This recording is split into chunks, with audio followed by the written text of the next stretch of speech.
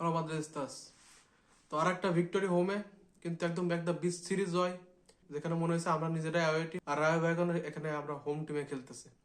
তারা সব দিক থেকে গেমের সব অ্যাসপেক্টে আমাদের ডমিনেট করে খেলছে।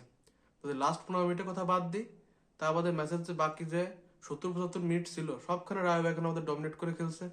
আপনি অ্যাটাক বলেন, ডিফেন্স বলেন, ডিসিপ্লিন বলেন, সবখানে আমাদের প্লেয়ারদের তো কোনো হাঙ্গারও নাই, না আছে ডিসিপ্লিন, না আছে ডিজায়ার, কিছুই নাই টিমের প্লেয়ারদের ভিতর।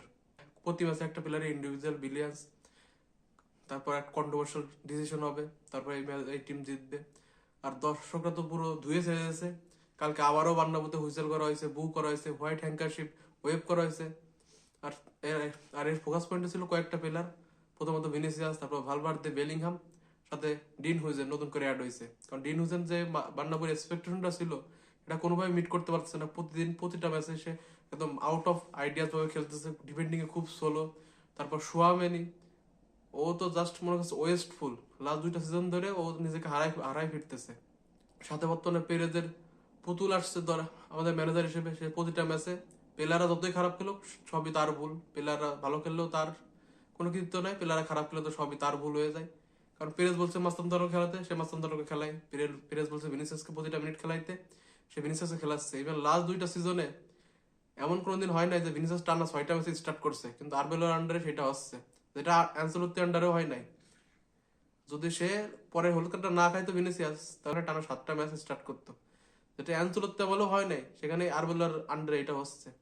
তাহলে ভিনিসিয়াস কি এতই ইম্পর্টেন্ট বা এত ভালো খেলতেছে সবগুলো ম্যাচে যে তাকে প্রতিটা ম্যাচ স্টার্ট করাইতে হবে? কিন্তু আরবেলা করাচ্ছে, কারণ কি? পিরেজ এটা তাকে বলছে। এখন আমরা যদি কালকে ম্যাচের কথায় আসি, কালকে মানে 75 মিনিটের আগ পর্যন্ত আমাদের শর্ট, অন টার্গেট শর্ট বলেন সবখানে আমরা বায়াগনা থেকে পিছাইছিলাম। ইভেন ওরা যখন 10 ম্যান হইলো, তারপর থেকে আমরা কিছু ডমিনেট হয়েছি। ইভেন সেবাস পিচ আসার পরে আমরা কিছুটা মিড ডমিনেট করছি, কিংবা মিডে আমরা যে ডিসিপ্লিনটা রাখা দরকার সেটা রাখছি। তা বাদে পুরোটা ম্যাচ একদম অগোছালো খেলা, ছন্ন ছাড়া খেলা। ভিনির ওই গোলটার পর আর কোনো কিছুই ছিল না। আমাদের প্লেয়ার ওভারল্যাপ করতেছে না, প্লেয়ার একদম গা ছাড়া ভাবে চলতেছে, কোনো রানিং নাই, প্লেয়ারদের তো কোনো আন্ডারস্ট্যান্ডিং নাই, প্লেয়ার ওভারল্যাপ করে না, একখানে প্রেস করে না, আমাদের ডিফেন্ডিং করে না। মানে অপোনেন্টের পায়ে বল থাকলে তারা কাউন্টার পেসে যখন আসে, 4টা পাসে আমাদের ডিফেন্সে চলে আসে। আর কালকে যদি কোর্তোয়া না থাকতো, কালকে মারদের সবগুলো প্লেয়ারের পাছা লাল করে দিয়ে দিত রায় বাগানো। কোর্তোয়া প্রতিটা ম্যাচে এরকম অমানবীয় সেভ করবে, দলকে সেভ করবে। আর আমাদের ডিফেন্ডাররা শুধু বল ওয়াচিং করে। আর যেমন আমি আগের আগের ভিডিওতে বলছিলাম যে রাহুল হাসানসিও বারবার হাই রিস্ক নিয়ে ইনজুরিতে খেলতেছে। তাই কালকে হাফ টাইমে তুলে নেওয়ার কারণে হলো এটা, যে সে আর কন্টিনিউ করতে পারতেছিল না। মানে তার ইনজুরিটা এই লেভেলে চলে গেছে যে সে আর কন্টিনিউ করতে পারতেছে না হাফ টাইমের পরে।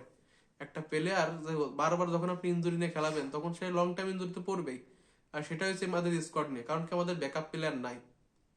আমরা এই ব্যাকআপ প্লেয়ার কারণে ধুকতেছি বারবার গত 2 সিজন ধরে। আমাদের একটা মিডফিল্ড নাই, আর ভালো মতো সিভি নাই, আর যেগুলো আমরা সাইনিং করাইছি মোস্টলি ইনজার্ড অ্যান্ড ফ্লপ। আর আমরা করছি একাডেমি প্লেয়ার ইউজ, না আমরা ভালো, না আমাদের আছে প্লেয়ারদের ফর্ম। তো সবখানে একদম বাজে অবস্থা। আর কালকে একটা জিনিস আমরা খেয়াল করছেন যে আমাদের মিডফিল্ডে আমরা সেরকম কালকে আরো কোনো ব্যালেন্স পাইনি। অপোনেন্টরা ইজিলি আমাদের মিডফিল্ডে আমাদের ফাইনাল থার্ডে এসে অ্যাটাক করতেছিল। তারা খুব ভালোভাবে আমাদের ফাইনাল থার্ডে এসে আমাদের স্পেস গুলোকে এক্সপ্লয়েট করতেছিল। এটা কেন জানেন? এটা একমাত্র জুড বেলিংহাম ছিল না বলে। আপনি তো বলতে পারেন জুড বেলিংহাম খারাপ খেলতেছে, ভালো খেলতেছে, কিংবা জুড বেলিংহামের ফর্ম নাই। কিন্তু ও যেরকম যে বলের পিছনে দৌড়ায় এবারে পুরো মাঠ জুড়ে, একবার অ্যাটাক একবার ডিফেন্সে, ও যে দৌড়ায়, ওই দৌড়ানোটাকে আমরা মিস করছি। যখন ও 9 মিনিটের মাথায় ওই হ্যামস্ট্রিং ইনজুরির কারণে মাঠ থেকে উঠে গেল, তারপর থেকে মিডের বলতে আর কিচ্ছু ছিল না আমাদের।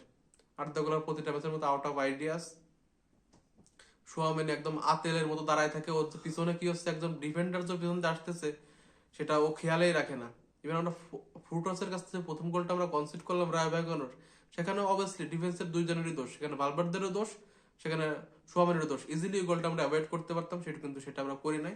সেখানে কোর্তোয়াকে আমরা জাস্ট এক্সপোজ করে দিই প্রতিটা ম্যাচে। কালকে বাংলাদেশের শুরু থেকেই একদম রায় কোনো একদম কমফোর্টেবলি খেলছিল। তারা মনে হচ্ছিল তারা বান্নাবুদাসে খেলতেছে, মনে হচ্ছিল তারা তাদের নিজের হোম গ্রাউন্ডে খেলতেছে। তারপর যখন জুট বেলিংহাম ইনজুরিতে পড়লো, তারপর থেকে একদম আমরা আস্তে আস্তে মানে ওদের যে খুব একটা আমরা অ্যাটাকিং এর সুযোগ দিচ্ছি তাও না, কিন্তু ওরা খুব ভালো মতো অ্যাটাক করে গেছে বারবার। হয়তো তারা সুযোগগুলো কাজে লাগাতে পারে নাই, যেমনটা বেনফিকা লাগাইছিল, আমাদের প্রতিটা সুযোগ কাজে লাগাইছিল, কিন্তু সেরকম ভাবে রায় এখনো কোনো সুযোগই কাজে লাগাতে পারে না। তারপরও তারা যথেষ্ট আমাদের ডমিনেট করে খেলছে। কেন খেলছে? কারণ তাদের সব জায়গায় ব্যালেন্স আছে, তাদের ডিসিপ্লিন আছে, হাঙ্গার আছে। না আমরা বান্না বুঝেছে নিজেদের জীবন দিয়ে দেবো, কিন্তু আমরা হেরে আসবো না, একটা পয়েন্ট নিয়ে ফিরবো, এরকম মেন্টালিটি নিয়ে তারা খেলছে। কিন্তু আমাদের প্লেয়াররা এরকম মেন্টালিটি কারোর মধ্যে নাই। একমাত্র এমবাপের মতো গোল করে যাচ্ছে, ওদিকে থিবো করতে ঠেকে যাচ্ছে, আর মাঝখানে 9 জন শুধু হেঁটে বেড়ায়, দৌড়ে বেড়ায়, ওদের আর ভিতর কোনো হাঙ্গার নাই, কিচ্ছু নাই। প্রতিটা ম্যাচে একই সিস্টেম, একই কাহিনী। এখন যদি আসি তারপর আমাদের প্রথম গোলের কথায়, সেখানে ভিনিসিয়াস দুর্দান্ত, এরকম ভিনিসিয়াসকে আমরা দেখতে চাই কিন্তু আমরা আর দেখতে পাই না। কালকে ওই প্রথম গোলের পরে প্রতিটা, আর কাল বলতে পারেন হ্যাঁ ভিনিসিয়াস অনেক ভালো খেলছে, ম্যাচের ভিতর 68টা টাচ, 2টা বিগ চান্স ক্রিয়েটেড, কিন্তু এরকম বিগ চান্স ক্রিয়েট করতে লাভ নাই। সেখানে একটা গোল আসছে, ওই গোলের পর ভিনিসিয়াস কি করছে? শুধু লেফট দিয়ে আমরা অ্যাটাক করে গেছি, ভিনিসিয়াস শুধু শুধু বল ওয়েস্ট করছে, কয়েকটা বল ভিতরে নিয়ে গেছে, কিন্তু বাসটাকে মোস্টলি বল ওয়েস্টিং। আমাদের প্লেয়াররা, আমাদের আমাদের লেফট ব্যাক এবং লেফট উইংয়ের ভিতরে কোনো সামঞ্জস্য নাই। আলভারো ক্যারাস ফিনির সাথে একদম খাপ খায় না, এটা আগেও বলছে, আবারও বলতে হয় আমার বারবার। আর যেমন মেন্ডির সাথে ভিনিস যেটা খাটে, সেটা আলভারো ক্যারাসের সাথে যায় না।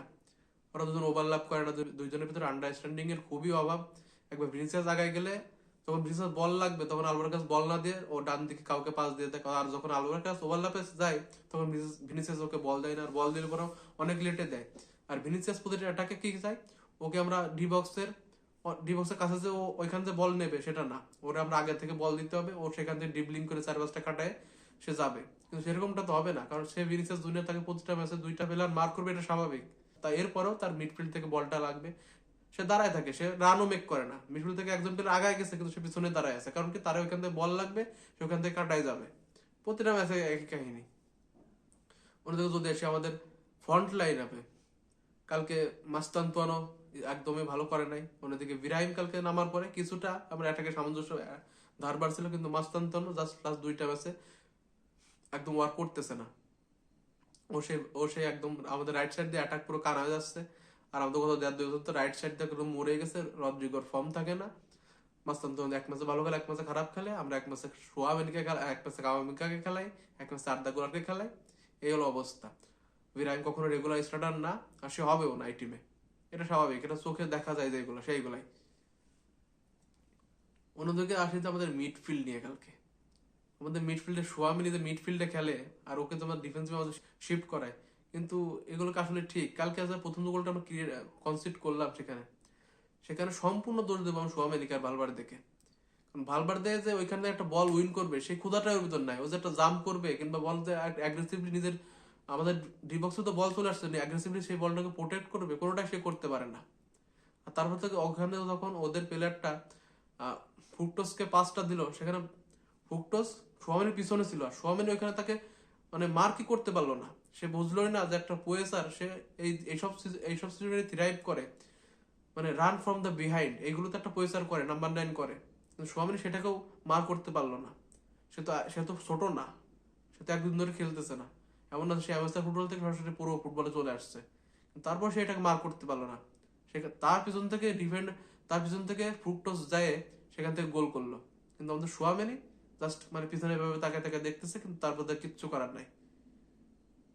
ওদিকে ভালভার্দে আর একটা ডিসেন্ট গেম রাইট ব্যাকে। তারপরে ডিন হুজেনের নিয়ে আসলে বান্নাবতনে বিরক্ত হয়ে যাচ্ছে দিনকে দিন। ওর যে সোলো ডিফেন্ডিং, সোলো পাসিং, অনেক সময় বল নিয়ে পায়ে ধরে রাখে, সেখান থেকে আমরা বল লুজ করি, সেখান থেকে গোল কনসিড করি। এটা ওয়েস্ট হচ্ছে, এরকমটা হবে। যদি এরকম খেলতে থাকে, ডিনুজের ফর্মটা এত ডিপ আমি কোনদিন ভাবতেই পারি নাই। যেখানে জাবে আলোনসো আন্ডারে সে থ্রাইভ করতো, সেখানে প্রথম 10-12টা ম্যাচে সে ছিল টপ নস, আমাদের নাম্বার 1 ডিফেন্ডার, আনটাচেবল। সে এখন রাহুল হাসান নিচে নেমে গেছে। ইভেন মাঝে মাঝে ডেভিড আলাপা পরে নেমে তার থেকে ভালো খেলে। এখানে বুঝতে তার ফর্মের কতটা ডিপ হয়েছে বর্তমানে।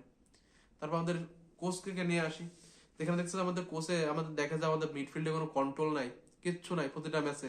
তারপর আমরা একবার সেবাসকে ট্রাই করি না, সেবাসকে আমরা স্টার্ট করাই না। কেননা কি, আমাদের সোমেনকে স্টার্ট করাই দেওয়া হবে, প্রতি ম্যাচে আমাদের এইসব বল লুজ করতে হবে, ফলস দেখতে হবে, এইগুলো হয়ে আসতেছে।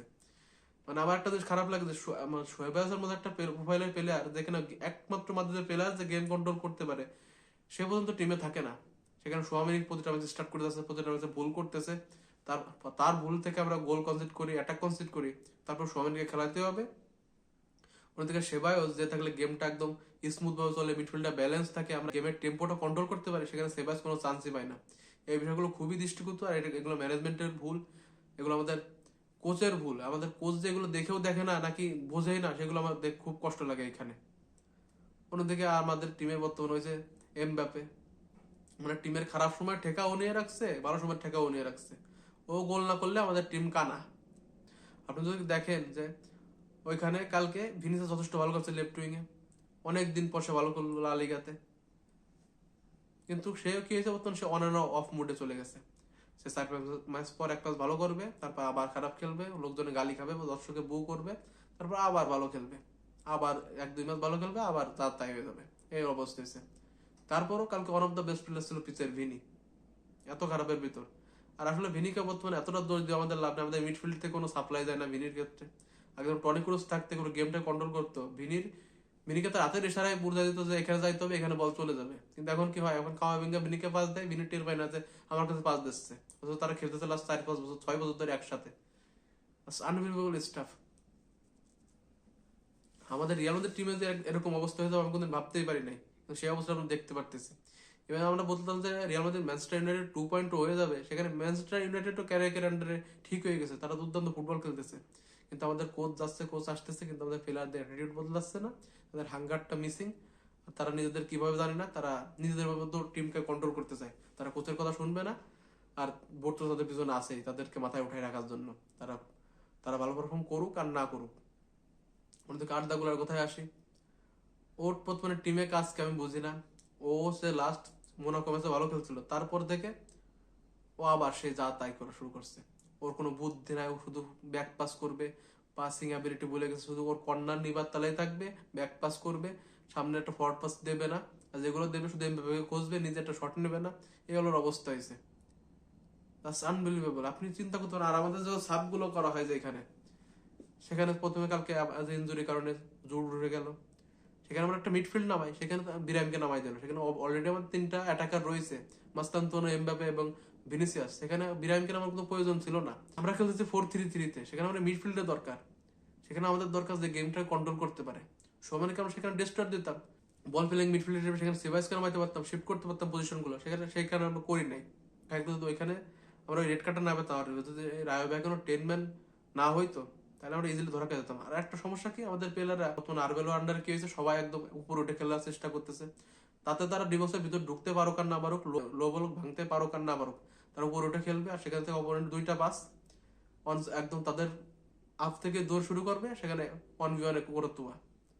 কালকে যে করতো, যে সেভটা করছে, মানে করতো কেন, সেভ দ্য ফাকিং টাইটানিক, সেরকম একটা অবস্থা। ওই সেভটা না করলে কাল কোনোভাবে আমরা ম্যাচ বের করতে পারতাম না, কোনোভাবেই না। রায় ভয়ানক সাথে তো এরকম ডিফেন্স না তো নাই না। আর কালকে আমাদের ভাগ্য ভালো যে ওদের ডিফেন্সিভে অনেক মিস্টেক ছিল, সেখান থেকে আমরা পেনাল্টিটা পাইছি। হয়তো কোনোভাবেই মানে কেন এরকম এরকম হয় না যে একটা ডিফেন্ডার বল মিস করে সেটা প্লেয়ার বুকে লাথি মেরে দেয়। এটা হলো কপালে ছিল কালকে আমাদের পেনাল্টিটা পাওয়া জেতাটা, তাই আমরা জিততে পারছি। তার বাদে এরকম লাকি উইন হয়তো আমরা লাস্ট আবার পাবো কিনা সন্দেহ। আর যেটা আমি লাস্ট কত মোনাকো ম্যাচ থেকে বলে আসতেছি আরবেলোর আন্ডারে, যে আমরা প্রচুর পরিমাণে অ্যাটাক কনসিড করতেছি, আর সেটা খুবই শকিং। আমরা এই 2025 সালে ইউরোপের টপ 5 লিগে সেকেন্ড মোস্ট গোল কনসিড করছি, 76-94 গোল। আর আমাদের উপরে সবচেয়ে বেশি আছে কি ফ্রাঙ্কফুর্ট, 96টা গোল। মানে মাদ্রিদের মতো একটা টিমও বর্তমানে গোল কনসিডারে সবার উপরে থাকে। এখানে থিবো করতে সেভের পর সেভ দিয়েই যায়। তাহলে আমাদের ডিফেন্সের অবস্থা কি বুঝতে পারতেছেন, যাচ্ছে তাই। আর আমাদের আমাদের কি বলবো, আমাদের ডিফেন্ডার ড্যানি কারভাল ইনজার্ড, টেন্ট injured, Eder Militao injured, Rudiger out of form injured, David David Alaba সে এক ম্যাচে খেলে, এক ম্যাচে খেলে না, আর 2 দিন পর ইনজুরিতে। ফেরলান মেন্ডি তো মনে হয় চাঁদে চলে গেছে, তাকে খুঁজেই পাওয়া যায় না। এইটা হচ্ছে অবস্থা। বেলিংহাম চলে গেল এক মাসের জন্য ইনজুরিতে, হ্যামস্ট্রিং ইনজুরি। সেখানে ম্যাচের আগে বেলিংহাম তার হ্যামস্ট্রিং ধরে রাখছিল, বোঝা যাচ্ছিল সেই ইনজুরি। তাহলে এগুলো কি টিমের মেডিকেল স্টাফরা দেখে না? তারা বলছিল জাবির মেডিকেল স্টাফের সমস্যা, তারা ইনজুরি অ্যাসেসমেন্ট করতে পারতেছে না। তাহলে এখন তো জাবি না আজকে 1 মাস হয়ে গেল, তাহলে এখন কেন আমাদের ইনজুরি ক্রাইসিস? এখন তো পিন্টুসকে ফিরে আনা হয়েছে, তাহলে এখন কেন প্রতিটা প্লেয়ার ইনজুরি পড়তেছে? একটা প্লেয়ার হ্যামস্ট্রিং ধরে আটতেছে ম্যাচের আগ পর্যন্ত, তাকে স্টার্ট করা হচ্ছে? তাহলে কি কোচিং স্টাফের, মেডিকেল স্টাফের কেউ টের পায় না আমাদের প্লেয়ারদের ইনজুরি হবে, নাকি তাদের বলে বলে দেওয়া লাগবে, নাকি তারা কোনো কিছু অ্যাসেসমেন্ট করে না? বর্তমান টিমে আমাদের প্লেয়ার সবচেয়ে বড় সমস্যা কি, আমাদের প্লেয়ার হাঙ্গারের অভাব। তারা কোনোভাবেই অ্যাটাক করতে চায় না, তারা বল উইন করতে চায় না, তারা একদম সবগুলো গা ছাড়া ভাবে খেলে। আপনি তো খেলা থেকে বিরক্ত হতে বাধ্য হবেন যে এটা মাদ্রিদ খেলতেছে। এরপর আমাদের ম্যাচ ভ্যালেন্সিয়ার সাথে, সেখানে আরো বড় ইনজুরি কনসার্ন থাকবে। সেখানে বেলিংহাম তো থাকতেছেই না, যে প্লেয়ার সবচেয়ে বেশি দৌড়ায় বেড়াতো সে থাকতেছে না। তারপর ভিনিসিয়াস যে লাস্ট ম্যাচে ভালো খেলতেছে, সে পরের ম্যাচে সাসপেনশন হয়ে গেল। আর সেখানে সবচেয়ে বড় ক্রেডিটটা কার? রেফারির। কারণ ভিনিসিয়াস ওইখানে প্লেয়ারদের কাছে ভেজাল থামাতে চাচ্ছিল, সেখানে সেই জন্য তাকে ভিনিসিয়াসকে কাট দেওয়া হলো। মানে লা লিগার রেফারিং বর্তমানে যে অ্যান্টি মাদ্রিদিস্তা হয়ে যাচ্ছে, সেটা বলাই বাহুল্য। আর অনেক বার্সেলোনা ফ্যানরা দেখলাম অনলাইনে কাঁদতেছে যে মাদ্রিদ 9 মিনিট কেন লস টাইম পাইলো। রিয়াল সোসিয়েদাদের সাথে যখন বার্সেলোনা 9 মিনিট লস টাইম পাইলো, তখন তো তোমরা কানলা না। তাহলে কেন মাদ্রিদ যখন লস টাইম পাইছে, লস টাইম পাবে না কেন? রিপিটেটিভ ফাউল, ডেলিভারেটেড টাইম লস করা, তাহলে এইগুলোর জন্য 9 মিনিট পায় না একটা টিম। বার্সেলোনা ফ্যানদের ব্রেনটা একদম পাছাই না ঘুরে, এটা আবার প্রমাণিত হইলো। আর কালকে পুরো ম্যাচ যদি আমি একটা সামারি বলি, আমরা একটা লাকি উইন, মানে এসকেপ করলাম, একটা লস এসকেপ করলাম, একটা এমবাস এসকেপ করলাম আবারও নিজেদের হোম মাঠে। এরকম ভাবে চলতে থাকলে এই টিম এই জন্য কিছু জিতবে না, পরে 2 সিজনে জিতবে কিনা জানি না। আর এই যে আমাদের ম্যানেজমেন্ট বলে তারা সিবি কিনবে পরের সিজনে, তারা কিনবে কাকে? কোন সিবি কাকে? আর সেরকম সিবি আছে কে মার্কেটে? বাস্তনি বাস্তনি কি ইন্টার সারবে? আর এবার যদি কোনোদিন 100 মিলিয়ন ফি দিয়ে একটা ডিফেন্ডারকে আনবে? কোনোদিন আনবে না। উপমেকানো ডিল সাইন হয়ে গেছে বায়ারের সাথে, সালিবা ডিল সাইন করছে, মার্গুয়েকে সিটি 20 মিলিয়ন দিয়ে কিনছে। আর আমরা কি করতেছি? ফ্রি এজেন্টের আশায় বসে রয়েছি, ইয়ং ট্যালেন্ট ইনভেস্ট করতেছি। যখন দলে মাদ্রিদের ডিএনএ থাকবে না, একটা সিনিয়র প্লেয়ারই থাকবে না, আর এরকম 8 এর বাচ্চার মতো প্লেয়াররা যারা ইগো নিয়ে ঘুরে বেড়ায়, তাদেরকে 30 মিলিয়ন স্যালারি লাগবে একজনের, আর একজনের প্লেয়ারদের কোচের প্লেইং স্টাইল পছন্দ না, এরকম করলে এই টিম কিভাবে কি খেলবে? আমার তো মাথায় আসে না। তারা কান্দাসের পেনাল্টিটা হয়েছে কিনা, এটা কিভাবে পেনাল্টি হয় না? যেখানে প্লেয়ারে বলে না মেরে তার বুকে লাথি মেরে দেয়, তারপর সে পেনাল্টিও পাবে না, এটা পেনাল্টি হয় না। এখানে ক্লিয়ার একটা ফাউল চোখে দেখা যাচ্ছে। তারা বলে যেগুলো পেনাল্টি হয় না, তাদের মাথায় আসলে গোবর ছাড়া কিচ্ছু নাই। আর যেখানে আমরা দেখি যে গঞ্জালো গার্সা রাইট উইং ওয়ার্ক করে না, তারপর সে তাকে রাইট উইং এ বারবার নামায় মাসান্তনের বদলে, সেটা আসলে খুবই খারাপ দেখার। কাজ করে না যেখানে, সেটা করবে না, এটা স্বাভাবিক। সামনে যে এস্তাদে দি লুইজে আমাদের বেনফিকার সাথে আবার খেলতে হবে। আর সেইখানে যদি আমরা জয়নে না ফিরতে পারি, কিংবা ড্রোনে না ফিরতে পারি, তাহলে বার্নাবুতে আবারও সেই এম্বারেসের শিকার হইতে হবে। এবার তো নকআউটে আমরা যাইতে পারবো না, এরকম একটা অবস্থা হয়ে গেছে। এই টিমের হাল খুবই খারাপ, আমাদের দ্রুত চেঞ্জ দরকার। আর তা না হইলে যদি আমরা এই সমস্যাগুলো ফিক্স না করতে পারি, we are in big big trouble. আর এর মধ্যে কি কি পরিবর্তন দরকার অবশ্যই জানাবেন কমেন্ট সেকশনে। আর কালকের ম্যাচ নিয়ে আপনার কি মতামত, আমাদের কি কি পরিবর্তন দরকার, এবং এই ম্যাচটাকে নিয়ে কি আপনি সন্তুষ্ট কিনা, অবশ্যই সেটা জানাবেন কমেন্ট সেকশনে। আর আমাকে ফলো করতে চাইলে অবশ্যই চ্যানেলটিকে সাবস্ক্রাইব করবেন। তবুস মাদ্রিদ এন্ড বিয়ন্ডের। So it is Tabu signing off. আলা মাদ্রিদ দিনা দামাস।